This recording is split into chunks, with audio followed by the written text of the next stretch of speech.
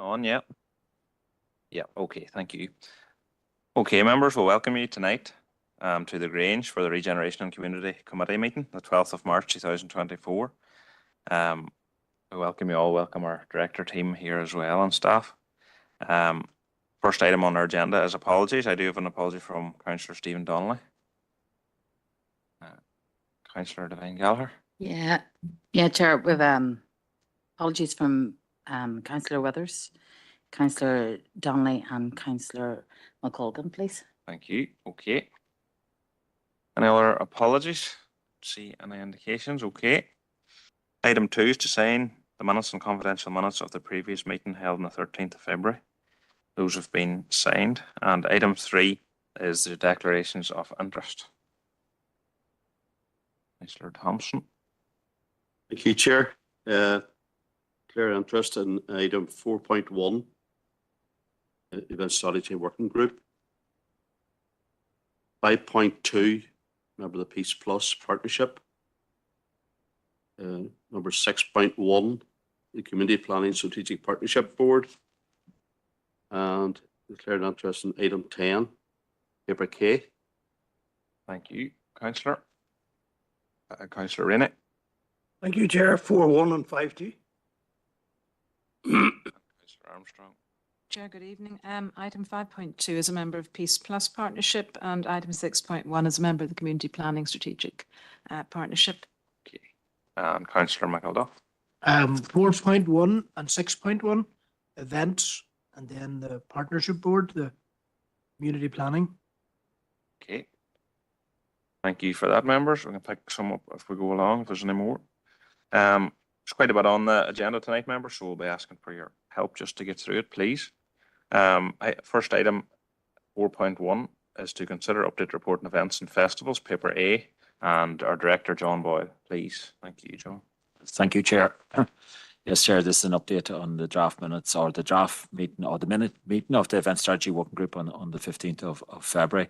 The draft minutes of that meeting are included in Appendix 1 of the report. Number of elements to the report itself. Members will be aware that Council itself holds a number of events and is funded for a number of events. The Fort Hill, Grange Park, the Erin Classic, Fearmana, the Christmas Switch On Lights, and Patrick's Day, a number of events like that which are directly run from the Council itself. And for sponsored events, there was a discussion at the Event Strategy Working Group in order to support those sponsored events to a greater extent, so that event organisers who receive sponsorship to explore with them the potential to scale up their event where appropriate, and to seek new innovative ways of how they deliver their events so that it can become larger scale for the district and ultimately maybe to make them self-sustainable in the long term. Members will also be aware that there was an additional 50,000 allocated to the festival and events budget in the estimates process. And there was a discussion at the Event Strategy Working Group in relation to whether that should become part of the directly delivered events as part of the council or as part of the sponsorship events. And part of that discussion related to the hosting of the Halloween fireworks in Omagh and in Enniskillen. It was advised at the meeting that in order to host those two events, that it would cost in the region of £48,000-49,000 to deliver them in both the towns. And it was recommended after discussion at the meeting that the additional 50,000 should be allocated to sponsorship rather than to directly run events from the council itself. And that would be to scope out new events and to scale up those events that already take place within the district. The sponsorship members may be aware that last month, or will be aware that last month, the sponsorship for events opened on the 22nd of February and will close on the 28th of March. So we would encourage those groups, organisations that plan the whole events and require some sort of sponsorship and support from the council, that they would apply with a closing date of the 28th of March, and there will be a report to RNC following the event strategy working group on the 16th of April. With regard to inward sponsorship, and it is a paper that we took through committee a number of months ago also, that it is proposed that publicity for inward sponsorship will commence for the 24-25 year in April 24, in order, once we get Easter out of the way, and just to publicly go out there and look for inward sponsorship. At the event strategy working group, there was also a discussion on St. Patrick's Day in Enniskillen. There was an update on the St. Patrick's Day events, both in both towns, with service level agreements being delivered with Project St. Patrick in Enniskillen here, and for Urban Events NI delivering the OMA event. There is also a review of the events and festivals strategy, and there is an estimated completion of that would be in April of 2024, and again that will be brought through this committee when that is presented at the event strategy working group. And finally, Chair, in relation to the OMA Music Festival, an expression of interest for delivery of an OMA Music Festival will be publicised in the coming weeks. It was something that we initiated last year. It was a huge success, and in order to get a delivery partner, we will be going out to get a delivery partner in order to deliver that with us. So therefore, Chair, it's recommended that the Council notes the draft minutes, actions and recommendations of the event strategy working group, approves the recommendation that the additional 50,000 is allocated to the sponsorship budget for 24-25 and festivals to scope and the support for new entrants and to grow those existing events where at all possible, and also notes the update on the delivery of the 2024 St. Patrick's Day events, the timeline for sponsorship for events and festivals, the timeline for the events and festival strategy review, and the expression of interest for the OMA Music Festival. Thank you, Chair. Thank you, John, for that report. There's a lot in there. You have seen the three recommendations, members. Councillor McElduff. Yep. Can I just ask, is this the first time that model of delivery has been used in respect of the OMA Music Festival? To date, we've delivered it ourselves, but an expression of interest being sought. Just to emphasise the importance of the OMA Music Festival, the council gets it, has invested in it, needs to be maintained and developed. And secondly, is there any targeted figure for raising revenue for the council via that inward sponsorship that John refers to? Is there potential in that area that we have not yet exploited, carrying off some events in association with ... Could it raise 15,000, 20,000? Could it raise more? Thank you, Councillor. Chair, in relation to the first one, yes, it is the first time that we have looked for a delivery partner. As you say, the event was a huge success last year, I feel. And it is something that we think we can bring to another level, both for the residents of the district, but also as a tourism initiative to bring people into OMA in order to showcase the history of music in the OMA area. In relation to the inward sponsorship, it is something which is new for us. We approved inward sponsorship policy in the last year. It is something which we went out for at Christmas time, very late, I have to say, and we had interest in it and quite good interest in it. It wasn't something that we were able to do within the timescale, but it is something that we definitely see there is potential of. And I know there are a number of companies who would be keen to get involved in a partnership approach with us. Have we a targeted figure? No, we don't, because we're at such an early stage in this. I think if we leave it for 12 months and see the success of it, I think we will certainly be able to put a targeted figure as to how we want to increase that year on year. Councillor Warrington. Thank you, Chair. Again, thanks, John, for the report. as a group, and we'll certainly be, we are going to reserve our thoughts until we meet as a group. Certainly, you know, I know things like obviously the fireworks has been quite contentious and has caused a lot of discussion. I agree with the positives and agree with the negatives. There's both on each side, but I think we have to be sensible going forward, and I would certainly, for that reason, we will be reserving any recommendation until there's more information comes through to us, and we meet as a group. Thank you, Chair. And Councillor Armstrong. Thank you, Chair. Yes, so as a question for John. John, thank you for the report. Just looking at support to explore the potential of scaling up an event where appropriate, or to seek new innovative large-scale events. Just a query of what weighting is given to new events as opposed to other events that are growing. How is that measured, you know, in the scoring procedure for sponsorship? And then I know sometimes in the sponsorship procedure, it can be quite a sort of arduous for groups that are organising events. You know, it can be quite a sort of a long process, and to encourage them to follow through. I know support is provided, but should there be a balance of the budget for sponsorship left over in the maybe unusual circumstance that there might? Could that be used in marketing in other areas within the council for tourism?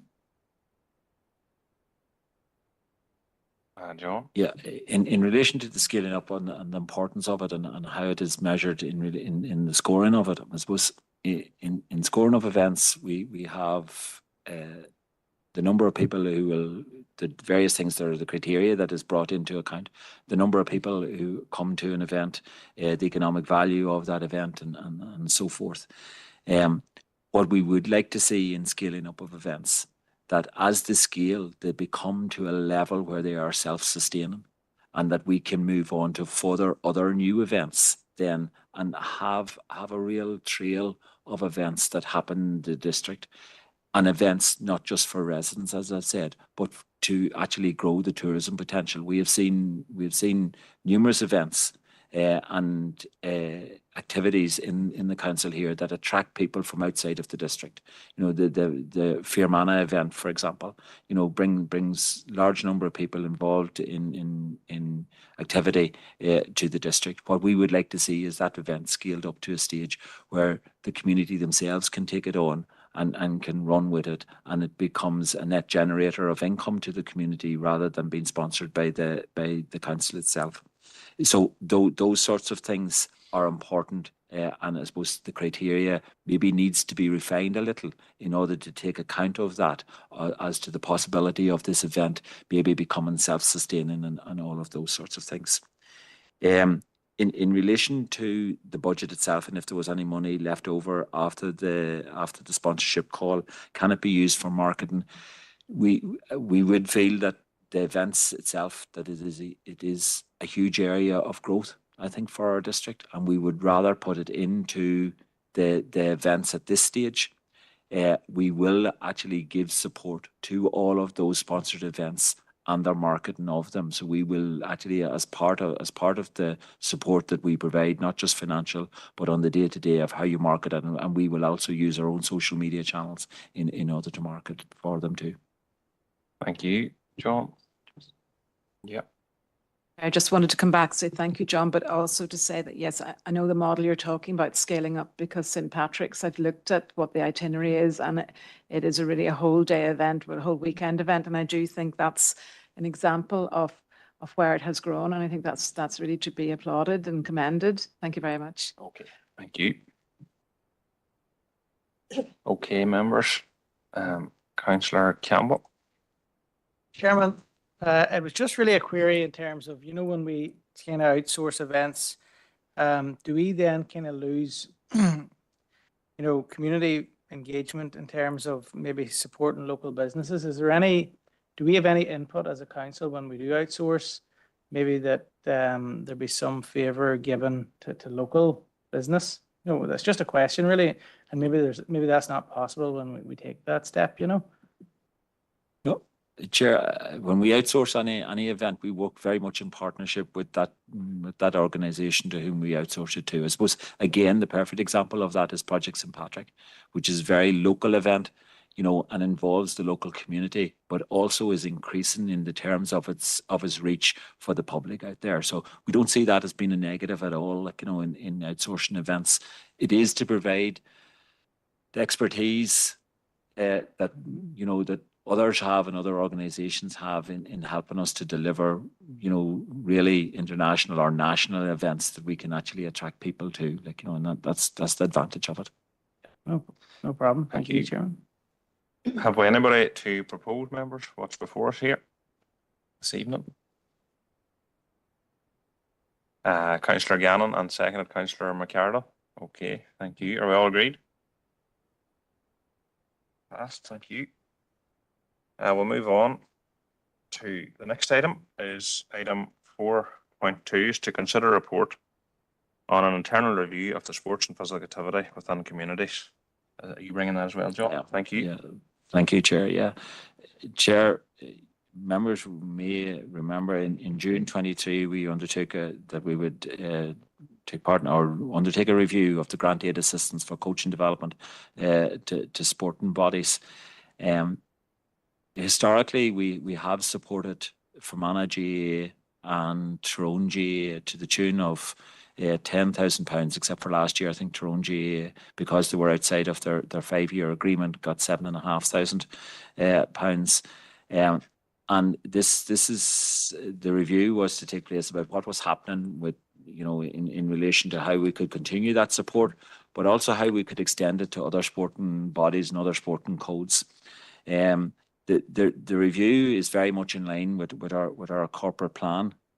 We have, as part of our corporate plan, to improve citizen wellbeing for increased participation in physical activity and working in partnership and for health inequalities, and, you know, to target physical health intervention programs to those who need it most. And there are a number of, the review has showed that, you know, there are a number of things that which we are doing really, really well in relation to provision of physical activity, and indeed to working in partnership with those bodies. The community and wellbeing teams, they directly deliver physical activity opportunities across the district, you know, through healthy towns, physical activity referral schemes, the age-friendly programs, which are in association with the Public Health Agency and other organisations such as Macmillan. And that is over and above what is actually happening in our leisure centres. We also work with community organisations through community wellbeing grants, summer schemes, all of those sorts of sports bursaries, sports achievement awards, in order to actually promote the use of physical activity for well-being in our district. And then within the last 18 months, we have introduced the local community wellbeing plans, and very much part of that is that physical activity element, and we run programs as part of the community wellbeing plans.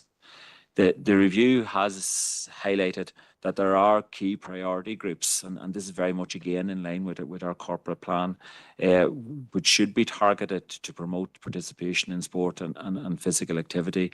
Groups such as women and girls, older people, people with a disability, people with specific medical conditions, children and young people, Black, Asian and minority ethnic communities, and because of the rural nature of our district, the people living in rural areas.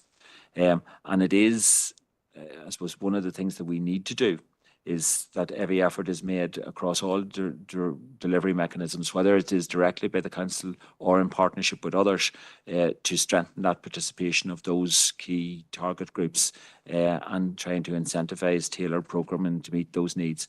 There is a very strong correlation between those sorts of groups and also other determinants of social need out in our community. So if we work with them, all of that should be helped.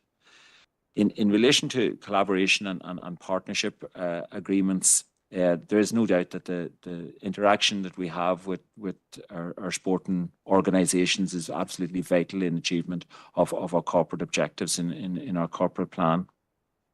And the relationship that we've had with Tyrone GAA and Fermanagh GAA have really seen that, you know, in that they really do support the delivery of programmes within schools, within the local communities, and really helps us to deliver what we have said in our corporate plan.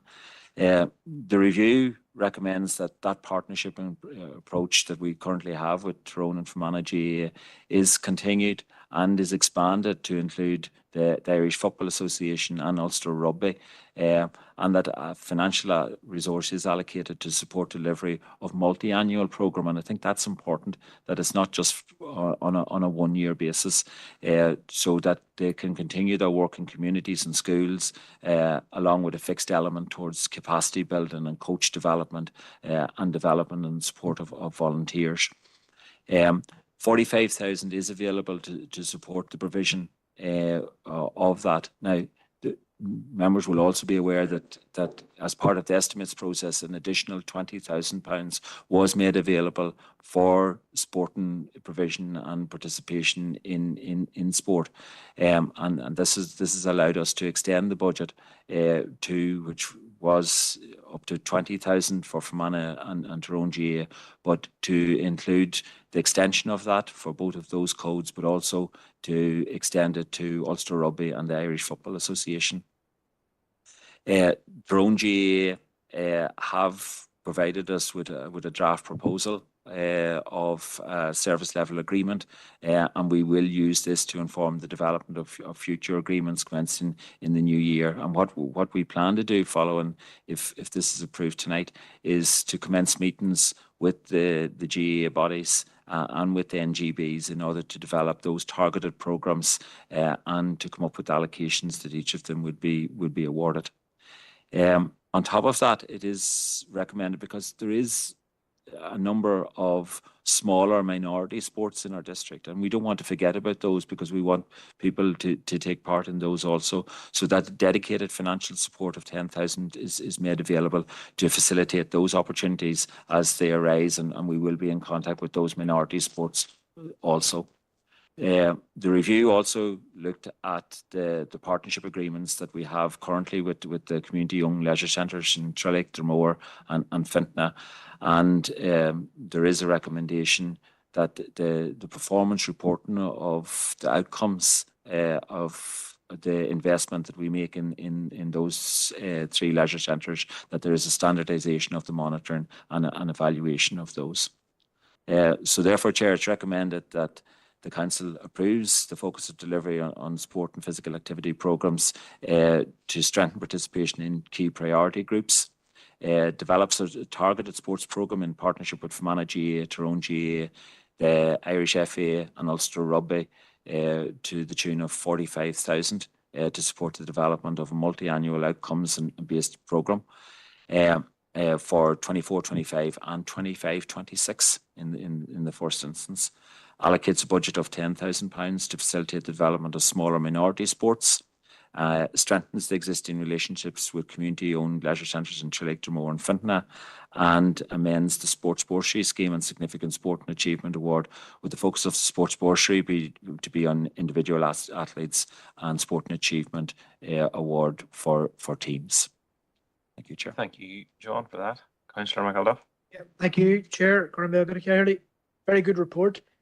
And I'd like to propose the adoption of the report. I was just wondering, the target groups, I'm sure the target groups include people with disabilities, neurodivergent, seems to be a phrase, a category of people that need to be recognised as well. I know in the GAA for All programme, that looms large there, and people with special needs.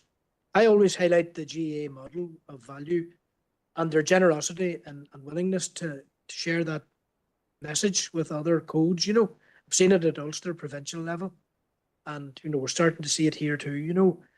Willingness to share the good practice and the good ideas. And one thing that might be useful would be to maybe share with councillors information about the GAA Healthy Clubs program. You know, if we could share that information with all councillors in the near future. You know, the accredited program where you're set so many tasks to deliver and locally based. In this council area alone, there might be a dozen communities trying to reach that accreditation through the Healthy Clubs program. So I think everybody should get that information. But the participatory levels that I see locally are just phenomenal. And if government, including local government, didn't regard those community groups, sporting bodies rooted in the community as partners, then they'd be doing the wrong thing. But we're doing the right thing in this case. So I'm happy to propose the adoption of this report. You, Councillor. Councillor Thompson. Yeah, thanks, Chair, and thanks to Director Boyle for his report. Just want to focus in there, John, on part 2 of the recommendation. Can you elaborate a wee bit more on that there, the way, you know, in this day of, I think the new word is equity, but I'll be coming at it from, I've always been about respect, equality and fairness for all. So I'm just wondering how that would be broken down as, and I think you referred to Tyrone and Fermanagh GAA as 2 codes. To me, that would be the one sporting code. Maybe I'm wrong. And the Irish Football Association and Ulster Rugby. What way do you see that develop? As in what way that would be broken down? And are we talking to, you know, Irish Football Association at the highest levels? Or is it an Ulster Rugby at the highest levels? Or is that more at a local level? Thank you. Yeah, Chair, I suppose the structure of the codes is completely different, you know, between the GAA and rugby and soccer.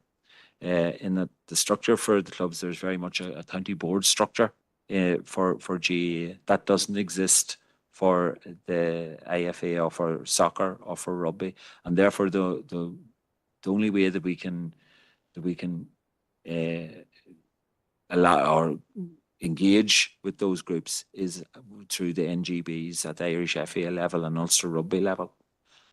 That doesn't say that there isn't equity in what we're doing, because part of this whole process, and you will see there that in 2.5.3, the model which we anticipate is that financial resources allocated to support, you know, work within the communities and schools with a fixed element towards capacity building, coach development and development of sport to volunteers, and then a variable element depending on participation and all of that sort of thing. So what we are trying to do here is to provide an equitable means by which we can deliver our corporate objectives in our corporate plan. And the only way we can do that, we cannot go around all of the clubs that are in the Fermanagh and Omagh district, because that would be an impossible task. And the only way we can do it, I think, is at that level, county board level for the GAA and NGB level for the other 2 sporting codes. Okay, thanks, Chair. Thanks, Director Boyle. You, Councillor Warrington. Thank you, Chair. You mentioned bodies. The Fermanagh and Western Football Association obviously encompasses all the football clubs in the area in Fermanagh, and a lot of them actually in West Tyrone. Like, can it not be seen as the corporate body that's looking after the soccer end of it? No. Yeah, we could consider discussions with the Fermanagh and Western. They're not organised in the same manner though as the governing bodies, and we've already had discussions, I have to say, with the Irish FA in relation to it, and they're quite excited actually with the proposal that we're bringing on the table. I think we're the first council to do this in this way. But we can certainly have discussions with the Fermanagh and Western League. It's interesting when you said they're not that organised. Actually, I was involved with them for about 10 years, but so no, I think it's important. You know, you mentioned more minority sports, and disabilities been mentioned is certainly something that I would be very interested in. But you know, minority sports, you know, also like we've very active tennis clubs in the district in Fermanagh and Omagh, and Ervinstown and in Enniskillen, and there's one in Omagh here. So you know, I think it's important that all the clubs, you know, all sports get a fair crack of the whip. Thank you. Councillor Gannon. And for what it's worth, just on the kind of the same vein as Victor there, um, I'll, I'll not declare an interest, but I sit on the management committee of Man and Western League and Association. So it does exist there, and it does represent all the clubs in the area. Now I know certain teams, the more the senior football sides would be their top teams would be playing at that kind of AFA level, but they are still member clubs of Fermanagh and Western through their others.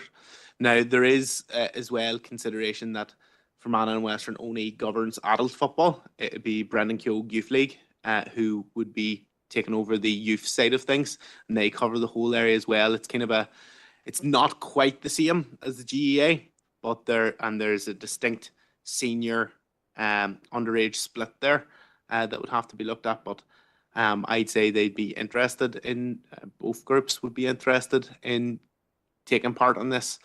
And sometimes, you know, from experience of being a chairman of a soccer club, the AFA sometimes puts stuff at quite a high level that's hard for the smaller local clubs to access it sometimes. Now, some do it very well, especially very established clubs. But if we're looking at developing other and smaller groups that could do it, there might be worthwhile going to the bodies there of the likes of Fermanagh Western and Brendan Keogh. It depends what you're trying to do. Now, if you're looking coaches and things like that, IFA is the way to go. But if you're looking more engagement with clubs, I would actually say the local organisations would probably be the way to go. Okay, are you happy to second that report, Councillor? Need a seconder just for that, members, please. Anybody else wants to? Councillor McArdle, happy enough? All right, all agreed, members? Councillor Gannon? I'm just assuming that it'll be seconded in context of comments from Councillor Warrington and myself in that regard. Yeah, just for communication. No, just to make sure. That's okay. Councillor Thompson? Just very quickly, Chair, and I'm coming on again, but it's just, I think it's the comments of the three of us, maybe. Hopefully all that can be encompassed, what we've said within the wider report. Okay, all agreed on that, members? Thank you. It's passed. On to item 5 now, members. 5.1 is to consider report and draft response to the Department for Economic consultation on onshore petroleum licensing policy. Thank you, Kim. Okay, thank you, Chair. This report has council powers delegated. It is to consider the consultation by the Department for the Economy around onshore petroleum licensing policy in Northern Ireland, and the report sets out a draft response for members' approval. The consultation was launched in January and considers the social, environmental and economic impacts of a range of policy options, and draft impact assessments have also been provided alongside the consultation document. The draft response at Appendix 1 firmly restates the Council's strong opposition to all forms of onshore petroleum developments, which includes unconventional hydraulic fracturing, known as fracking. Members will be aware of the Council's position of opposing all forms of fracking, and this was the position of the legacy Fermanagh District Council as well. And the consultation response is informed by the findings of a local study which the Council commissioned in July 2022, investigating the potential adverse social, environmental and economic impacts of fracking on the Fermanagh district and its population. The Council has a number of concerns which are set out in the consultation response. Concerns in relation to the assessment and conclusions within the Rural Needs Impact Assessment. The view is that the policy context is too narrowly focused. It relates predominantly to regional policies, not local policies, and specifically energy and the economy. It's the view of the Council that the impacts are much more significant and wider than specifically energy and the economy. The report commissioned by the Council also identified the economic impacts on tourism, on agriculture and other sectors, which were likely to be significantly greater and more widely felt, given the Council's rural characteristics. Also, the report does not accurately account for leakage of economic benefits, and also the impacts on natural heritage and well-being of people and communities. In respect of the 4 options presented, the Council welcomes and agrees with the preferred option 4, which is a moratorium and eventual legislative ban on all forms of onshore petroleum exploration and production. However, there are 2 petroleum licence applications currently with the Department for the Economy, one of which is focused on County Fermanagh, and the Council's preferred option is an immediate ban, and that the Executive should move quickly to implement an immediate legislative ban on all forms of onshore petroleum exploration and production. This is similar to the situation in the Republic of Ireland, and there is a need for a transboundary approach in this regard. It's noted that the final decision on the onshore petroleum policy will be taken by the Northern Ireland Executive and will be informed by the responses and evidence submitted. So the recommendation is that the Council agrees to submit the response to the consultation as outlined within Appendix 1 to the report. Thank you, Kim. Members, we've had a chance to have a look at this draft response. Are we happy to go ahead as outlined? Would I propose that, Councillor Green? Thanks, Chair. And yeah, I was reading through the response, and it all seems to be very good. I think it shows the Council's opposition to the likes of fracking and this exploration and exploitation, I would maybe put it, of our rural areas. Just one thing, maybe I missed it, Kim, but when you go to Aaron West and that, any mining or any drilling for or fracking or anything has a large consequences cross-border, because it's all the one basin or that. Would there be any point in including something about that in it in some form or other? Chair, we have highlighted the need for a transboundary approach because there is already a ban in place in the Republic of Ireland, and there's a need for consistency. Okay, thank you, members. As proposed, do we have a seconder, please? Councillor Gallant, thank you. All agreed? Okay, members, thank you. 5.2 on your agenda is to consider update report on Peace Plus, and council powers have been conferred for this as well. Thank you, Kim. Thank you, Chair. So the purpose of this report is to provide members with an update on progress on the Peace Plus funded programme, and specifically in relation to the local action plan. And council powers have been delegated because there's a deadline of 28th of March for submission to SEUPB of the application and the accompanying local action plan. So council has received correspondence which previously was reported and confirmed that the Peace Plus programme had been approved and adopted, and the indicative budget for the Fermanagh and Omagh local action plan was €5.67 million. And as I've said, the closing date then is 28th of March. Peace Plus Partnership has been working for some time now to complete the development of the local action plan. Guidance stipulated that it must support meaningful, purposeful and sustained contact between people of different communities, and that contact should be worthwhile, have a function and be of sufficient intensity to ensure a transformative experience. So all programmes and projects must contribute to that requirement. At a special Peace Plus Partnership meeting on the 19th of February, the partnership approved the local action plan and the recommendation for both to be presented to tonight's committee for formal council approval. We did have an informal meeting for councillors on the 20th of February just to take you through some more of the detail. The action plan has been developed through a significant co-design process, which is outlined in the accompanying plan and application, and will deliver a range of cross-community activity across the 3 themes which are set out. And further to submission of the action plan, SEUPB will undertake its assessment. We anticipate a letter of offer by September 2024, with project activity delivered thereafter. So it's recommended that the council approves the submission of the Fermanagh and Omagh Peace Plus local action plan and application form to SEUPB prior to the submission closing date of 28th of March. Thank you, Kim, for that report as well. Do we have a proposal, members, for that report, Councillor Green? Thanks, Chair. Just a couple of things I just want to raise, and I suppose maybe it's late in the day to raise these, but it's coming before us now.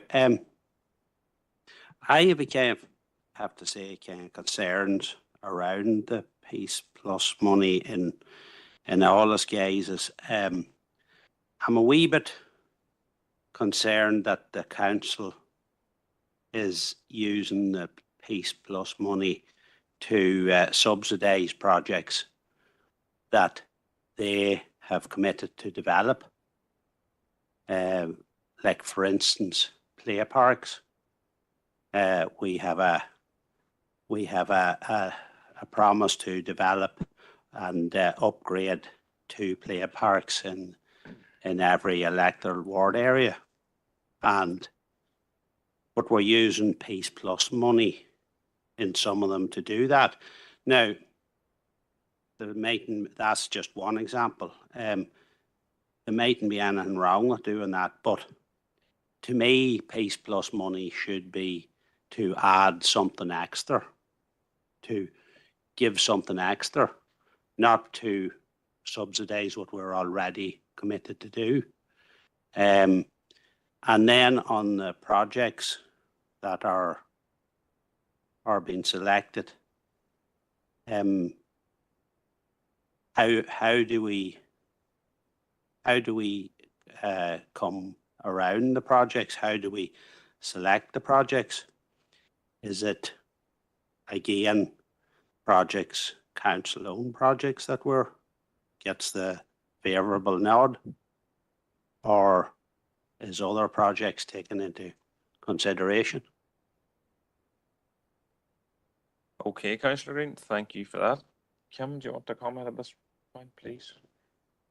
Well, just to advise that the Peace Plus partnership engaged, as was required through the programme, in a co-design process with communities. That took place over a number of stages, and through that work, community priorities for the respective themes were identified. In terms of the capital projects and theme 1, which is around community regeneration and transformation, there was a desire for shared use of existing community spaces, which has translated into the expressions of interest process for the community halls project. And there was also a desire expressed by the community for additional outdoor community recreational and activity spaces. And in taking forward that work, the Peace Plus partnership identified 3 working groups who considered the consultation findings and who engaged to identify suitable projects which could also then deliver the requirements for sustained community participation, contributing to meaningful transformative outcomes. And there's specific requirements in the plan around that.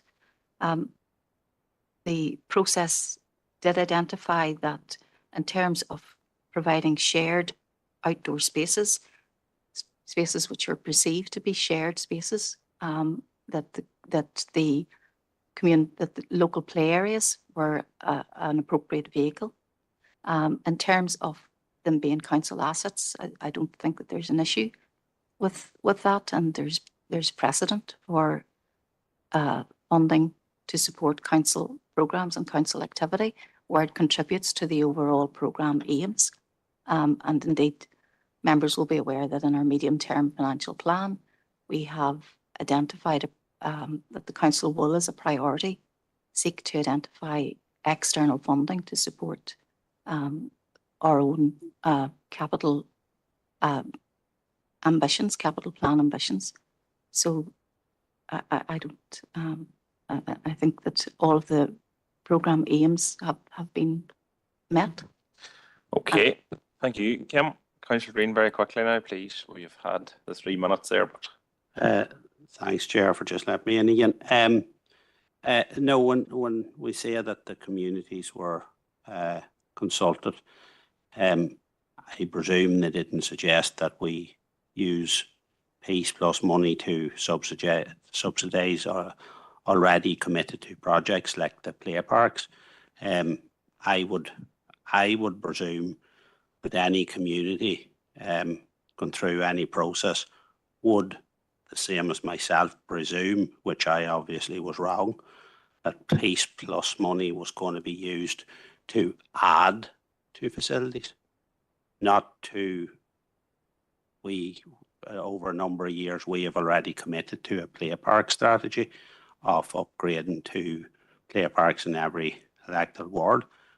To me, it's a wee bit disappointing that Peace Plus money, as far as I'd be concerned, is to add something to communities. But by using it for projects we have already committed to, we're not adding anything to a community by Peace Plus money. We're just subsidising it, or our projects already, or that's already committed to.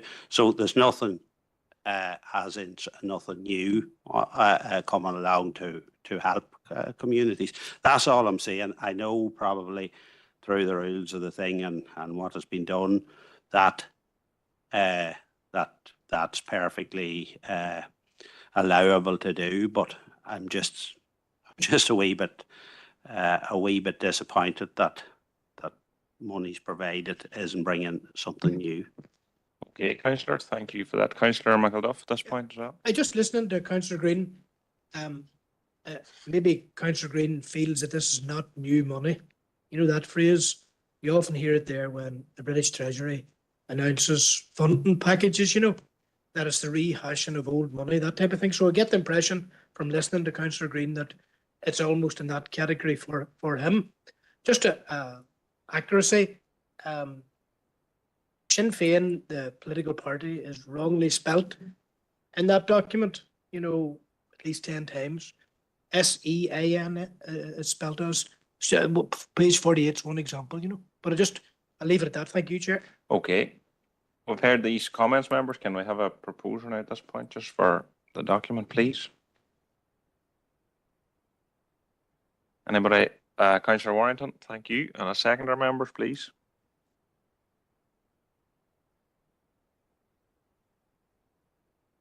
Somebody to second, please. Going to all jump at once now. Councillor Gannon. Okay. That is proposed and passed. All agreed. Thank you, members. That takes us to 5.3 is a report on proposed amendments to options appraisal policy, paper E. And thank you, Anne. It's going to bring that to us. Thank you. The purpose of this report is to seek council approval of the proposed changes to the options appraisal policy. The council is committed to ensuring that public money is expended in a manner which represents value for money and satisfied public accountability requirements, and to comply with the Finance Act NI 2011 and the requirements of the Prudential Code. An options appraisal, including an assessment of long-term affordability, is necessary to justify capital investment. The options appraisal policy was last reviewed in June 2021, aligning it to the Council's procurement policy and taking account of the Department of Finance's decision to introduce a new 5-case model for the assessment of business cases. At the Regeneration and Community meeting held in February, it was resolved to bring a review of the Council's options appraisal policy and to bring a report to tonight's meeting. I suppose that request was quite timely because we were completing in the process of completing a review of the policy just because of the really, I suppose, major changes that have taken place really since 2021, taking account of the increased demand for public services, the financial challenges faced by the council, and the impact inflation has had on the cost of capital projects. You will have received a copy of the options appraisal policy. You have a clean copy and then a copy with all the track changes. And last night we had an informal session just providing an overview of all the changes to the policy, and there are a number of them. So I don't propose going through the policy again, but so the recommendation is to approve the proposed changes to the options appraisal policy. And if members would like to have, we could have a formal training session on the changes to the policy. So that's the two Thank you. recommendations. Thank you, Jan. Councillor Gannon. Thank you, Chair, and thanks to Anne for engaging me with me via email yesterday. Unfortunately, something came up and I wasn't able to get on to that meeting at short notice, but I gave a bit of feedback via email. My one concern would be on page 6, towards the bottom of page 6, and in this section it sets out the criteria for a business case to be created, essentially, or at least that's my reading of it. And they say that obviously it must be fully compliant with council policy and demonstrate they meet at least one of the following prioritisation criteria. So it must meet one of these criteria for business case appraisal to be done, from my reading of it. And what it says there is obviously statutory responsibility, receipt of external funding, health and safety, our climate action plan, generate income. But I feel like that's kind of restrictive, because there's many projects that would meet the needs and objectives of our corporate and community plans, but that wouldn't tick any of those boxes. So in theory, from the reading of it, taking it literally, that could wipe out a whole load of projects, which could potentially bring good community use and address community need and bring benefits to the community, but without hitting those particular criteria. Now, and Engaged said that to note the paragraph below, but it's that all approved business case appraisals must demonstrate how they meet the objectives within the council's corporate plan. I would say that's kind of like after the fact, nearly when it's been done. Again, it's just from the reading of it. And I'll admit that I'm not a legal expert in terms of these documents, but I would be proposing that we add an additional prioritization criteria, and that would be projects with the potential to address the objectives set out in the council's corporate and community plans, to allow that bit of flexibility and to allow for sometimes very good projects to come forward, whether it be from members or from officers or from other part of the community that has identified a need.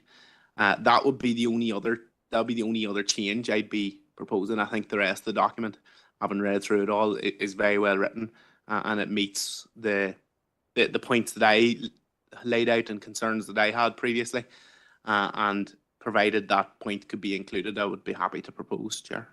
Okay, thank you. My seconder members, happy to include that. Okay, can that be incorporated? Okay, Anne? Yep, and Kim. Thank you. All agreed, members? Thank you. That's seconded by Councillor Rainey. And that brings us on to item 5.4, is to consider the report of the Agricultural Liaison Group on the 8th of February. I think just there's one recommendation Kim wants to pick up on for us. Yes, yes, Chair. So this is an update from the meeting held on the 8th of February. So it's just recommended that Council notes the update as outlined in the report, agrees to include the items identified at paragraph 2.2.1 on the agenda for the proposed meeting with the Minister, the DAERA Minister, and agrees the proposal for ALG members to attend a site visit to Hill Farm at Caffrey College in relation to livestock and environmental management. And the bid date's forthcoming for that. Is that correct, Kim? Okay, Councillor Green. Could I propose that? Thank you. And a seconder, please. Councillor Rainey. Thank you. All agreed. Thank you, members.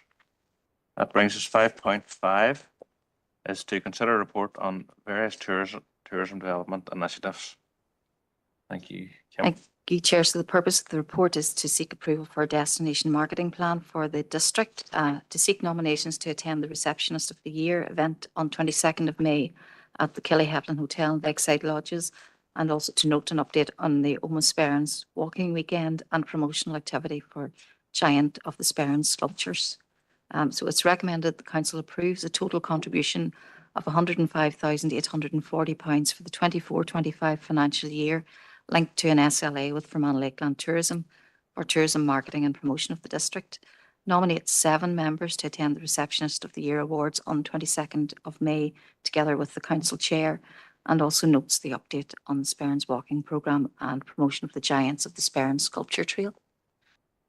Okay, Kim, thank you. So members, there's some nominations needed there as well. I'm sure they could maybe be sent in, maybe not required just tonight, would they, Kim? Or is there a deadline for that, I wonder? The event's in May, so Yes, there's 22nd bit of May. of time, so yes, if Okay. we could have. Councillor McElduff? Just to declare an interest, I think I should, as a director of FLT in this discussion, No problem. and just to say that John Feely will be in touch on behalf of our group. Okay. Thank you. Councillor Green? Yeah, I propose the recommendations. Just on one query, I don't know whether any of the directors of that will know this, but the Giants of the Sperrins they're absolutely fantastic and unique. And where or how or who funded that project? I know it wasn't. I don't think it was councils or anything. It just seems to be such an amazing project that, and I know numerous people that I've talked to has mentioned about these things and how fantastic that they are, and people has went to see them from all over. So I was just interested in that project. How did it come about? It was a DAERA Rural Tourism Programme, and there was an application submitted and it was funded through that. Very good. Previous. Thank you, Kim. Councillor Gannon? Thank you, Chair. Just to advise, we'll not be nominating that, just to free up the space for another Somebody else? party Okay. grouping. Thanks. Okay, Councillor Armstrong? Thank you, Chair. Yes. Thank you for the report. I'm just a bit concerned about the marketing budget. Marketing is essential for this area for tourism. In the annex in Appendix 1, in 2023, 97% of the budget was utilised in running costs and labour. So really that concerns me, that your budget for actually marketing and advertising, there is a theme running through here that there's a need for more paid advertising opportunities, and I'm just wondering, is there more we can do to assist in marketing? Are there more creative ways to do marketing that do not cost just so much? But I think the appeal is there, running through this. I suppose looking towards TNI, Fáilte Ireland, or other organisations, can it be anticipated there would be some funding, some campaigns there that FLT could avail of? And the second question is, NISRA is mentioned, and it's really, really important that we have the statistics. NISRA, we're familiar with the 2019 statistics, just wondering when the next NISRA statistics come out, so we have a good indicator and barometer of the activity within the district, of where we stand in terms of bed nights and tourism spend in the district. Thank you. Thank you, Diana. So the marketing budget for FLT was agreed. We did a review last year, and the budget then was agreed through the estimates process. The intention would be that council's contribution would then, the organisation would then leverage additional income through private sector subscriptions and also potentially funding applications. And that's part of the role of FLT then, to engage with others to draw down additional funding. We do also contribute to FLT's overheads in terms of their rental for their premises. So there is an additional amount as well as part of that. In terms of the alignment, so we do work closely. We now have an officer group which works with FLT officers. So we would align any marketing that we're doing in terms of our tourism facilities, just so that we try and get as much coordination across all of the marketing platforms as possible. And then in terms of NISRA stats, they didn't gather stats during COVID. So there has been a long lag in terms of up-to-date information, but we do expect a release later this year. Thank you, Kim. Okay, Thanks, thank you. Chair. Yeah, thank you. Councillor Thompson. Yeah, thank you, Chair, and thanks to Director McLaughlin for a report. Just with regard to 2.2, and agree with all the recommendations as listed. 2.2, we as a party will be either nominating or not nominating tomorrow. Speak to my group leader. Thank you for that. Thank you. You happy to second? I think I needed a second. Is that correct? Yeah. Thank you, Councillor Thompson. And all agreed. Thank you. The next item is item 5.6 is to consider report of the Director of Regeneration and Planning, paper H.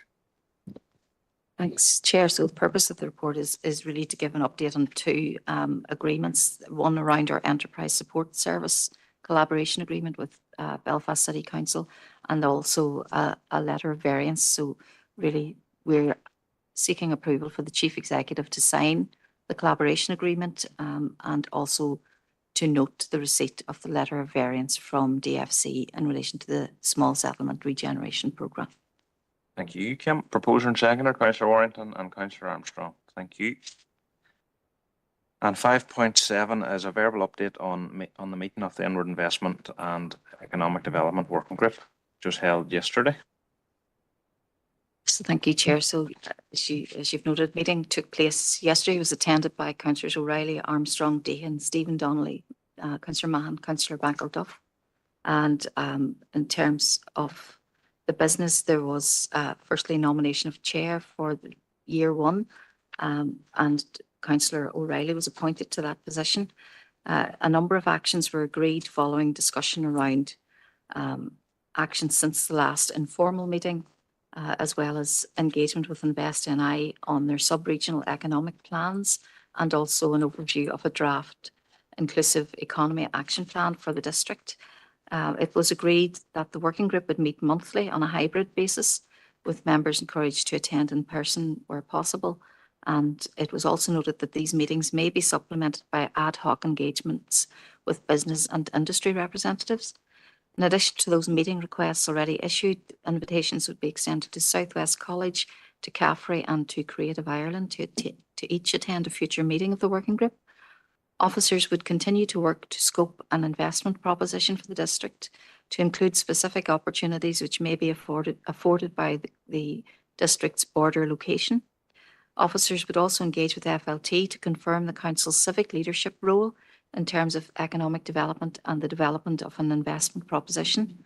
Officers would scope opportunities to engage with stakeholders in terms of sectoral leaders and key influencers representing the district. We would also make representations to the DERA Minister, highlighting the need for investment in a new rural development programme to include provision for rural regeneration and support for rural businesses, and also to further engage with Invest NI in relation to the development of a sub-regional plan and in relation to the evidence of market failure, particularly in relation to the provision of industrial service land in the Omagh area, with a follow-up meeting with Invest NI to take place in May 2024. And finally, that the endorsement of the draft Inclusive Economy Action Plan for the district and the progression of further engagement with key stakeholders, and that would take place in advance of the presentation of the draft plan to Council in May 2024 for approval. Okay, thanks for that update. Kim, Councillor McElduff. Yep. I'd like to propose the adoption of that verbal report and commend Kim and Alison for the way the meeting was prepared for and structured. We got a lot out of it. And I think that was a turnaround period of a day there for Kim to give that summary. Thank you, Chair. Thank you. And Councillor Armstrong. Thank you. Yes, I'd echo Councillor McElduff's comments there. Yes, there was a lot covered at that meeting. I think it was a really productive meeting. It's very encouraging. And I think the outreach to other partners is important. So I'm happy to second the report. Thank you, Kim. All agreed. Thank you, members. That brings us to item 6.1 is to note update report on Community Planning Strategic Partnership Board.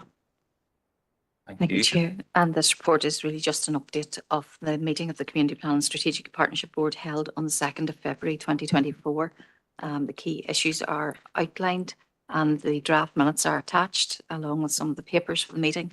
And it's recommended that the draft minutes are noted. Thank you, Kim. Again, just to note, please, members, Councillor Armstrong, thank you, and a seconder, please, Councillor Thompson. Okay, thank you, members. Correspondence now, item 7.1 is correspondence dated the 14th of February from the FE regarding Project Gigabit. For noting, Kim, as well. Yes, this is just the successor programme to Project Stratum, but it is a UK-wide programme. And if members were content, we would bring a bit more detail on that to the next meeting of the Rural Affairs Subcommittee. Perfect, thank you. Just to note, please, members, a proposer and seconder. Councillor Campbell, thank you. And a seconder, please, Councillor Green. Okay, 7.2 is correspondence dated the 29th of February from DERA regarding the Water Order 1999 and a Skellin collection system. Yes, thank you, Chair. Yeah, correspondence from DERA in relation to Northern Ireland Water to review the existing consent for Enniskillen collection system in respect of wastewater pumping stations, combined sewer overflows and emergency overflows within Enniskillen district. The correspondence was a little unclear as to what exactly they were really asking us to review, because you members will see there the various maps and number of spreadsheets or whatever. I did go back to the department just seeking clarity, and they have just come back to say that they confirm that there's no associated work being undertaken directly on the ground in relation to this application. The purpose of the application from NI Water is to provide more detailed information for the current infrastructure. And an example of the updated information includes the removal of assets from the consent that no longer exist. And it is about acquiring more accurate information for the assets in order to plan for future upgrade of the sewer systems. And then that would relate or translate into an updated consent document. Chair, I don't know, members may wish to seek an extension, because I noticed the 28 days for consultation is there, which wouldn't get us, we wouldn't be within that in order to get approval for this. And it may be that members do wish to make a response in relation, especially to the wastewater pumping stations in the Enniskillen area and their inability to manage the system in Enniskillen. Okay, Councillor Gannon. Thank you, Chair. I'd like to propose that we do ask for that extension, because as the director's just said, it's very unclear what they're looking for here. And from my understanding of what the director's just said, this is simply an updating of the information that's there ahead of potentially an upgrade. Just to have an extension, and maybe that we can think about if there's anything to come on to it. We might come and say, look, there's nothing to submit here, but just ask for that extension. So if we do decide to submit something, that we can. Thank you. Okay, so we'll take that proposal to note and ask for the extension. And a seconder just for that, please. Councillor McArdle, thank you. All agreed on that. Thank you, members. And 7.3 then is an email correspondence regarding Tourism Northern Ireland Conference. This is held on the 23rd of April in Titanic Belfast. If anyone's interested in that, it is for noting, but maybe contact Kim if there's any interest. Have we a proposer to note it? Just Councillor Thompson and seconded by Councillor Gannon. Is that okay if we leave it like that, Kim? Thank you. Any urgent or relevant business? Is that where we're at? Councillor McElduff, please. Thank you, Chair. Take the two together, sure. Yeah, thanks very much, Chair. The first one would be lobbying DFA or seeking clarity from DFA regarding the permit rights or otherwise of residents of a house or an apartment in a town centre, town centre like Oma or Enniskillen. I got an email from a local man in Oma who lives and works on, a busy town centre street or side street, and he complains that he cannot park outside his own property, and he pays tax and he pays rates, and he said that he has to park nearly 10 to 20 minutes away. He's fearful of his car being vandalised or robbed, and shopping presents all these problems as well, taking the shopping in. And he has contacted DFA Roads. I think they have said that there is no permit policy unless it is private property. So I'm just thinking in the context of our work as a council in place shaping and encouraging people to live in a town centre, live over the shop, all that kind of thing. I think this gentleman lives and works in the same street, you know, and it throws up all kinds of problems. So, you know, he said that people should be able to have a sign on their dashboard saying that they live on the said street, you know, not to be ticketed, and might be a business street, but it's also a residential street. So, if we can just extrapolate from that and maybe write to DFA Roads to comment on their policy regarding town centre living and accommodating people with parking. That's one. And then the second one, again, a lot of these urgent items come from constituents. And what are we to do as elected representatives when it's really troublesome? So a lady from Dublin Road, Oma, contacted me yesterday. She said that her 6-year-old son was an absolute agony, with a toothache, and has found it impossible to register with a dentist, having had registration and deregistration issues previously. And, you know, wondering, obviously, I asked the question, would the family GP recommend that, do you go to A&E? What do you do? So what do you do? And this lady was playing it out in public, you know, the dilemma that she was in. There's a second related issue, which is dental practices shocking their customers, their patients, by saying to them, we're not taking on any new NHS patients. Now, somebody could be with a dentist for years and years, and their circumstances change where they're now on benefits. And they are described by the dentists as new NHS patients. And they're charging people on low incomes £170, £270, and saying we're not taking on any new NHS patients. And that is not easily understood by the families in question, saying, we've been with you for years. We're not new, but they're described as new NHS patients. Now, who do we write to there? Is it the Department of Health? Is it the SPPG? To clarify the rules and regulations around dental practices and their ability to do that to people. Thank you, Chair. Okay, we'll take them two proposals and two pieces of correspondence probably to send. A seconder, Councillor Thompson, happy to second, and all agreed. We'll find out who's the right people for that second piece, sure. Thank you. I think that's all, members. At this point, we need to move to confidential now, please. Proposer and seconder, please. Councillor Rennie and Councillor Armstrong.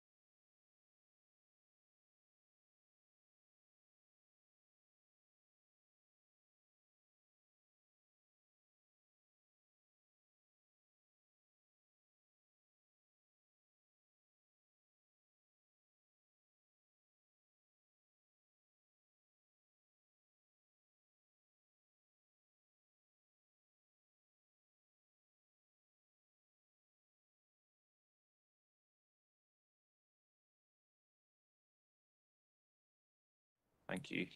Just if we could have the recording, that's it on again. I'll maybe ask Kim, please, to sum up. Thank you, Chair. So during confidential business, members received an update report on the Fermanagh Lakeland Forum and noted the report, and also received a report on the Oma Health Centre project and agreed a course of action. And the proposer and seconder, please. Councillor Armstrong, thank you. And Councillor Rennie, happy enough? Okay, thank you, members. Well, thank you, members, for your help and cooperation tonight, and I wish you a safe home. Thank you. That's the meeting over.